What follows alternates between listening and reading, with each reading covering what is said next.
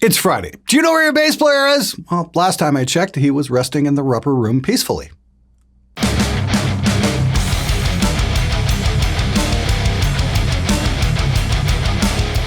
Hey everybody, welcome to SMG Viewers Comments, the weekly show where you guys are the star and I try and answer your comments and questions to the best of my ability. Anyway, let's cut the crap and get right to it. Hey Glenn, a longtime subscriber and met you at GitCon and teach you as one of the volunteers, wondering what your opinion is on backlines for live shows. I play lots of small venues with 3 to 4 bands a night and they really want you to use the provided backline, especially cabs. Now, having spent years my own sound, it sometimes really bums me up. Again, even if it's just cabs, like you said many times before, cabs have a drastic impact on your sound. Should I be that difficult guy and insist on using 100% of my own gear, or just play along and hope that we get asked again? Thanks and greetings from Belgium. Hey dude, great fucking question. If there's one thing I have learned about coming down to LA here and getting to work with all these amazing people and whatnot, is rule number 1 is be easy to work with. If you're a dick to the venue or the sound guy or whatever, chances are you're not going to get asked back because nobody wants to deal with the difficult guy. That's the thing about being a professional. Oh, it's not your cabinet? Okay, you know what? I'll make it work. That kind of thing. Yes, I get it. That's your sound. But then again, who the fuck are you? That's another thing you got to ask yourself. It's like, if nobody knows who you are, you really don't have a sound or a signature sound or anything like that. Don't be afraid to try new things. Look, I get it. There's things you're comfortable with, blah, blah, fucking blah. But please don't be a fucking prima donna about things, especially when it comes to gigging.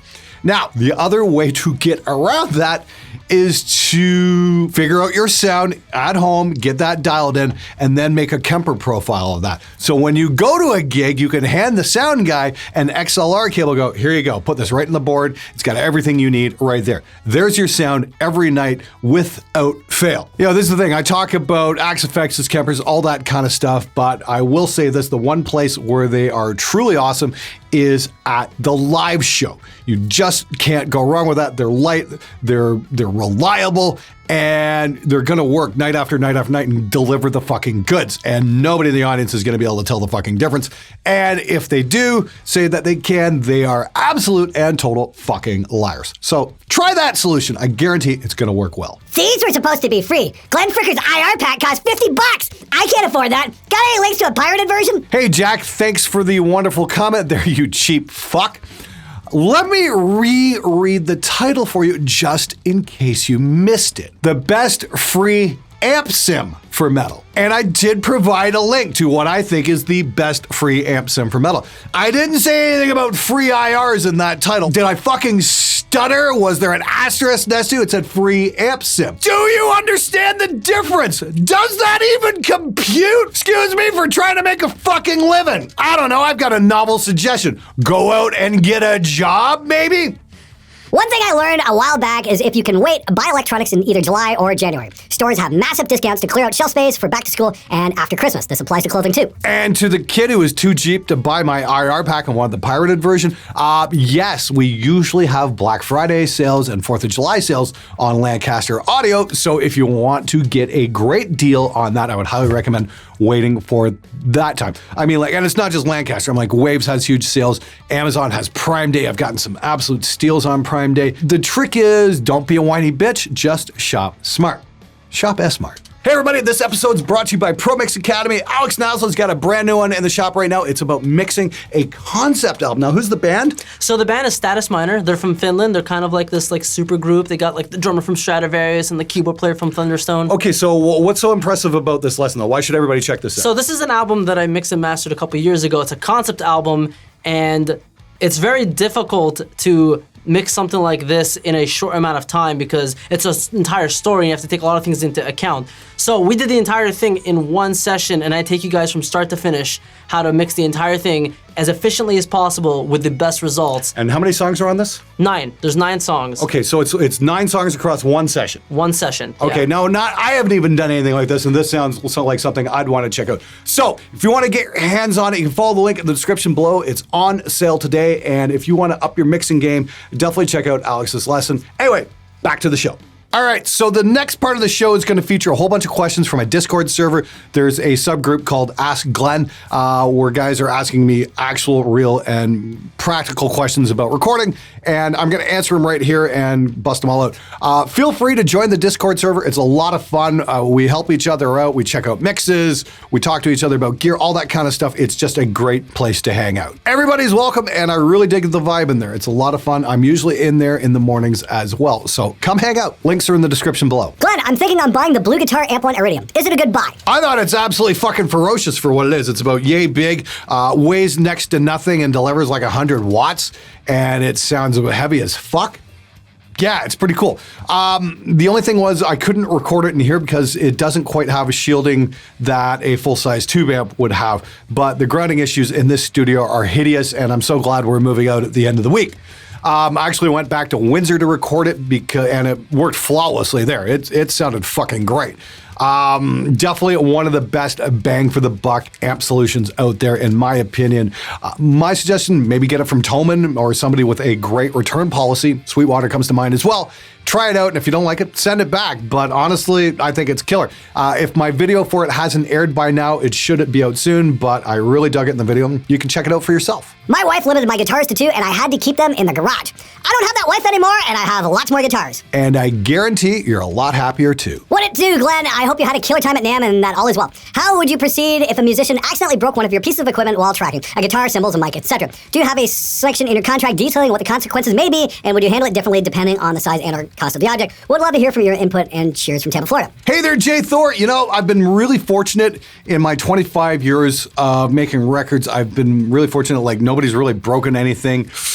Except for maybe my third tom on the second Woods of Ypres. Actually, no, there's 2 Woods of Ypres records where shit got blown up. One of my Rode NT1s, the original Rode NT1s, capsule got blown out in Dave's kick drum on the first Woods of Ypres record, but that was my fault. The second one was my tom number 3 on my DW kit. Never sounded as good after we made the second Woods of Ypres record because Dave insisted on hanging them vertically and playing like this, and just that tom just fucking did not do well after it, and it pisses me off because that was the best sounding drum on the whole kit, in my opinion. That was a little pricey, but it didn't, like, quote unquote break. It just never sounded quite as good.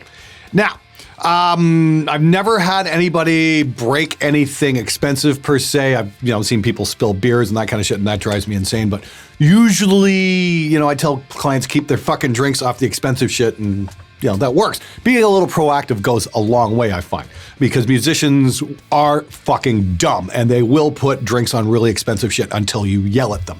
So keep that in mind. I have no beer here stickers on my racks, that kind of thing, so people know not to put their fucking beers where the really expensive shit is. Now, I did have one occasion where a fucking dumbass drummer decided he was going to move a tom mic, one of my MD 421s. And I'm like, dude, leave it. I'll move it myself. Just give me a second. Let me walk over there and I will move it and make the change. And he's like, oh, I got it, man. I'm like, no, dude, leave it. And he grabbed it. And what did he do? He grabbed that fucking god-awful 421 clip and boom, it falls onto the fucking floor tom. Thankfully, the floor tom was there to catch it. And the look of shock on this kid's face, I'm like, dude, that's a $400 mic. $400 in Canadian money, but still $400.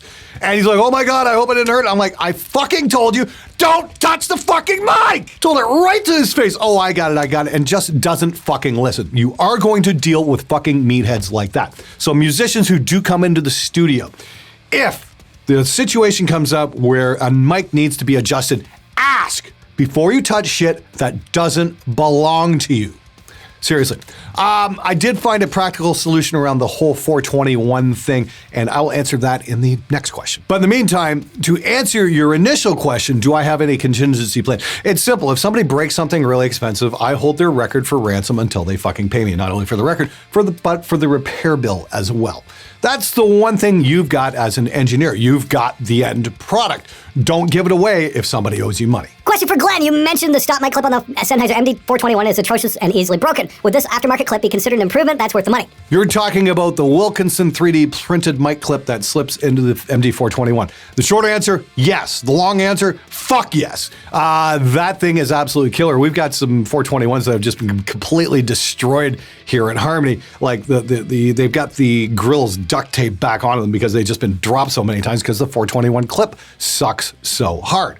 This screws the clip right into the body, and it'll fit onto our regular 57 clip, and it is fucking absolutely amazing. If you own any 421s, I would recommend checking out Wilkinson Audio and ordering yourself a set, because they are absolute fucking lifesavers, and they will go a long way to protecting your investment into the initial microphone.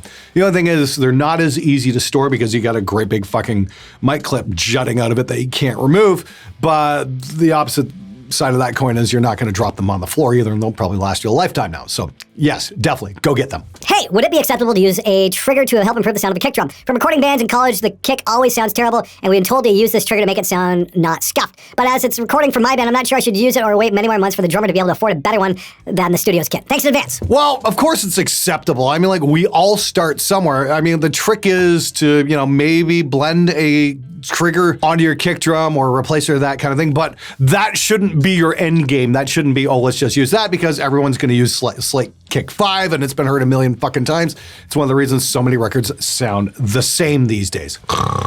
Seriously, it sounds great, but it really has become just a boring fucking staple. Yawn. In the meantime, go check out my series, How to Record Heavy Drums, and look up the episode on kick drums. There's a lot of simple tricks you can use to get a great kick sound.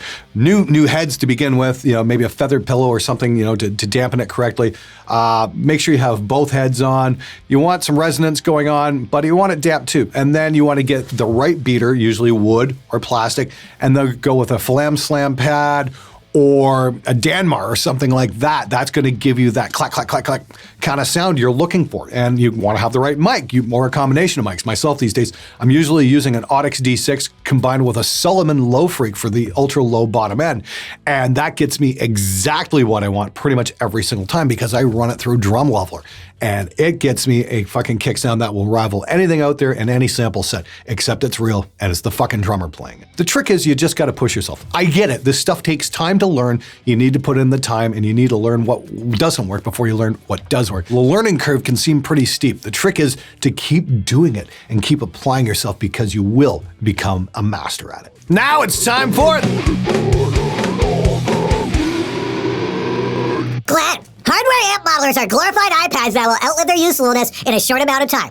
Also, Glenn, check out this plugin that costs $130 and comes with 1 amp. Well, hey there, Nick. I'm going to try explaining this so even you can understand. Now, pay attention because I'm going to be doing something called mathematics.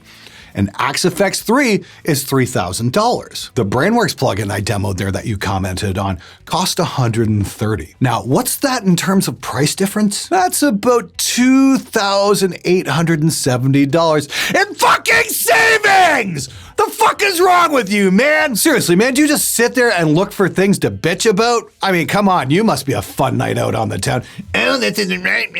Now, here's the thing I like about software VSTs as far as amp sims go. Number one, they're super affordable. Number two, they can be easily upgraded. Not saying you can't update the firmware on a hardware unit, but that happens a lot less than software updates do. It's really nothing to throw something up on a web page and away we go, and you don't kind of fuck around. You just get an upgraded version. Boom, done, easy. I thought that was a great sounding amp sim, and for the money, as opposed to spending $3,000, I thought it was a pretty good buy. The great thing about, those $100, $130 amp sims is they aren't horribly expensive, and you can afford to buy several of them and just get the ones you want. Because let's face it, a lot of hardware amp sim solutions are kind of like cable TV. You're going to pay for 2 or 3 that you're going to use all the time, and then you got 700 that you don't use. What's your opinion on the Behringer pedals? I've been thinking about picking up a chorus, and I was wondering if it would be just smarter to buy one for a bit more. Well, I go back to what I suggested earlier. Buy from Sweetwater, buy from Thomann, buy from a company that's going to stand up by their products and offer a no-hassle return policy. Try it out. If you like it, keep it. If you don't, send it back.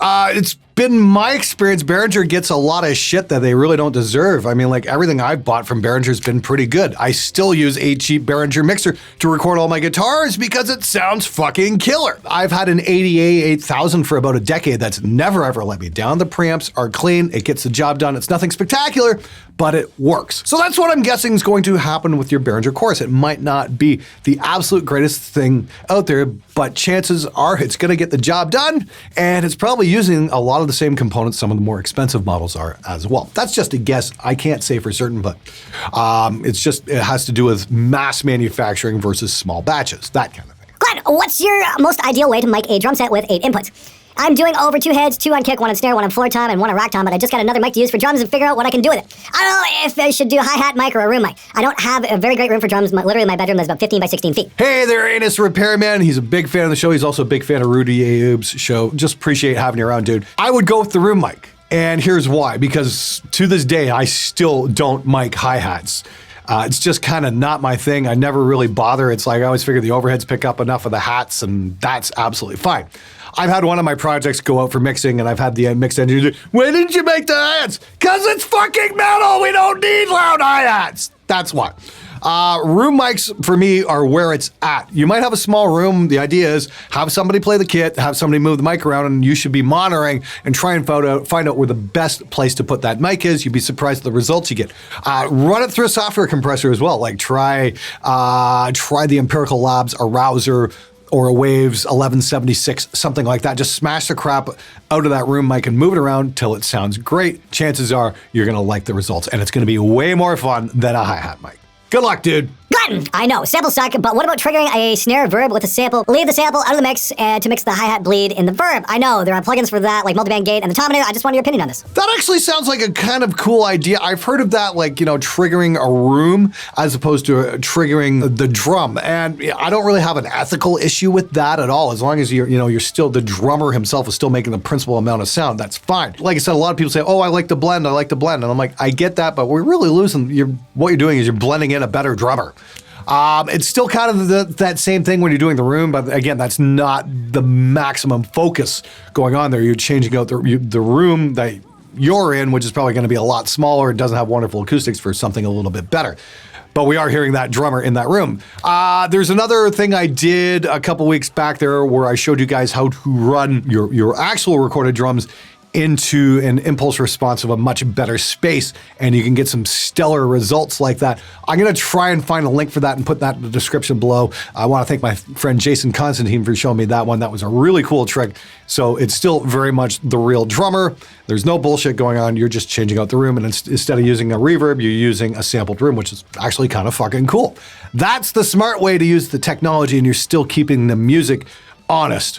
And you're not cheating the listener and pretending to be something you're not. That's how I like doing it anyway. I'm currently recording directly out of my JMP1 into my interface. Question, what would be the best upgrade for the setup? Can only really do silent recording at the moment. Have been considering bias amp to simulate the power amp and cab. Also, I've been looking into 2 Notes Torpedo Live. What would you suggest? Cheers from London, UK. I would highly recommend this, a 2 Notes Torpedo Captor. They're about $250. You can run your JMP into this at full bore, and you can just run impulse responses onto your computer. This is what's called a hybrid system, and for silent recording is my absolute preferred way.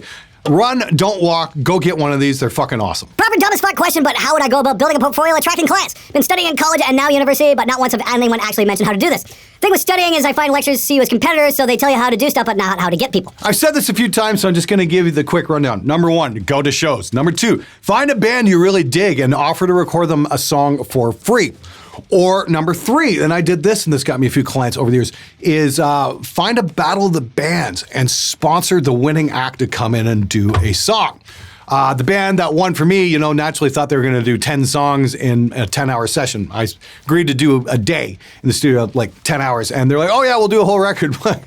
You're going to track and mix and all that fucking shit. No, that's not going to happen. The band, we did manage to bust out 2 songs though. It was a brutal fucking day. And they were really, really good. And we got a really cool vibe and, just a great result. And that was super awesome. And we got a really great product. And then the band decided that for their album, they were going to go to another studio and spend a lot more time with it. And they spent months and months and months and months and redoing the guitars and perfecting everything. And it just fucking sucked because one of the other band members told me about that. Yeah, we went to another studio. That wasn't a good thing. When musicians are under pressure, they will produce results. Keep that in mind. Just a little added tidbit there. So anyway, yeah, the trick is get involved in your local scene and bring some musicians in. If you're any good, they'll come back. If any, what bass strings do you keep in the studio? What gauge, what type, what metal? Apologies that came up in a current video, just curious. I usually keep some Ernie balls or some Diodarios kicking around, just like a standard medium gauge kind of thing in case a bass player comes in and didn't put new strings on, which happens an awful lot. The great thing is you can charge a premium on those strings for having them on hand. You can charge a little bit more. What? I'm going to go get them for free for you? Fuck you. You were dumb enough to not bring in new strings. You can fucking pay me a little extra for my efforts. I find it doesn't really matter what type of strings you've got. The trick is just having them on hand. That's the important bit. Glad! Carbon! I'd like to see my band develop a different guitar tone. I have the option to get a late 80s era Carbon X100B and a 4x12 cabinet, selection speakers, not sure which, for $400. I'm also considering a PV Windsor and a Harley Benton 4x12 B30. So given the choices, what would you recommend? Get the fucking Carvin. Yeah, I think one of the more famous versions of recording was Steve Vai in the end of the movie Crossroads. He rips this incredible fucking solo and it just sounds amazing. Really cool. I really want to get my hands on one of those amps, actually. The other thing is, remember, a lot of tube amps do kind of sound the same. The real differences come in the speakers.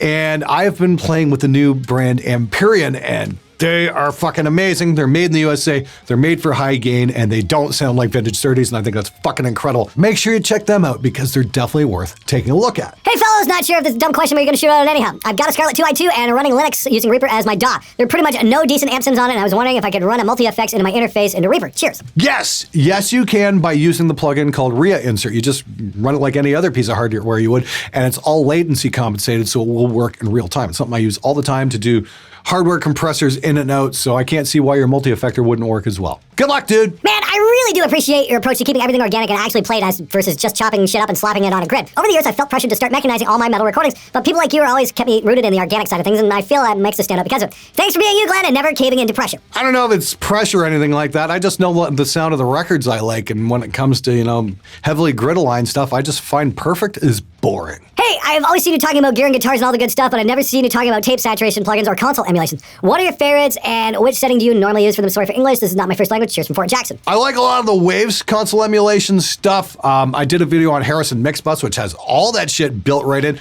Check out my Mix Wars video, Mixbus versus Reaper. There's some really good stuff in there. You can really hear the difference because, like I said, Harrison's got all that shit built right in. I need to reinvestigate Harrison because apparently they've got the live tracking thing figured out, and I really do want to take another look at it and do a video when I finally get some time. I'm heading back to Spectre in a few weeks, so maybe I'll give it a shot then, maybe do a session with it. We'll see. But yeah, the Waves tape saturation, like the Kramer tape's great. The console emulation's great. The Slate console emulation's really good too. And I've just been playing around with some of the UAD stuff because we've got it here, and the UAD tape plugin is fucking really impressive. I think they did a wonderful job on that. So there's lots of good stuff out there to be had. Yes, I should probably do a full-on shootout with a bunch of different plugins and see how that one goes. All right, everybody, that's it for this episode. Thank you so much for watching. Make sure you join the Discord. There's a good chance I'm going to be able to answer your questions a lot faster that way because there's just a lot less to sift through. But thanks so much for watching. Thanks for subscribing. Thank you so much for being a part of the show because it wouldn't happen without you. Anyway, until next weekend, get out there and make some metal, you amazing motherfuckers.